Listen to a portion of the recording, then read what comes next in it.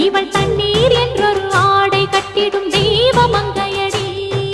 தையம் தீயம் தக்கு தீயம் தக்கு தையம் தீயம் தக்கு தீயம் தக்கு தையம் தீயம் தக்கு தீயம் தக்கு தையம்